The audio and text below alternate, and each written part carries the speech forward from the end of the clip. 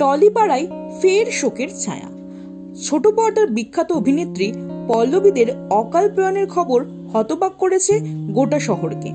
মৃত্যুর খবর যতটা না মানুষকে শোকাহত করেছে, তার থেকেও বেশি আশ্চর্য করেছে তার আত্মহত্যার খবর।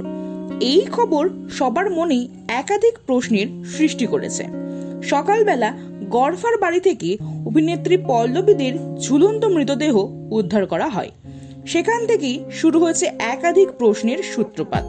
এই চাঞ্চল্যকর খবরে হতবাক হয়েছেন প্রত্যেকেই। জানা গিয়েছে যে সেই ফ্ল্যাটে পল্লবী দে তার প্রেমিক শাগনিক চক্রবর্তীর সাথে একসাথে থাকতেন। দীর্ঘদিন লিভ ইন সম্পর্কে তারা যুক্ত ছিলেন।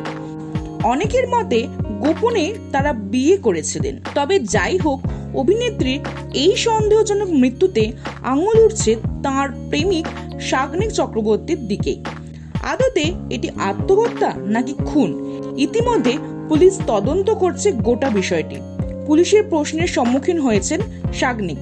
তবে অভিনেত্রীর পরিবার পরিজন একেবারে ভেঙে পড়েছেন। আমি সিরাজের বেগম থেকে শুরু করে কুঞ্জছায়া ধারাবাহিকে দুর্দান্ত অভিনয় করে স্বল্পদিনের মধ্যেই টলিউড অভিনেত্রী পল্লবী দে জনপ্রিয়তা লাভ করেছিলেন দর্শক মহলে। বর্তমানে মন মানে না ধারাবাহিকে একটি গুরুত্বপূর্ণ চরিত্রে তাকে অভিনয় করতে দেখা যাচ্ছিল। আজ অভিনেত্রীর আত্মহত্যার খবর তার অনুরাগীদের মন ভারাক্রান্ত করে তুলেছে।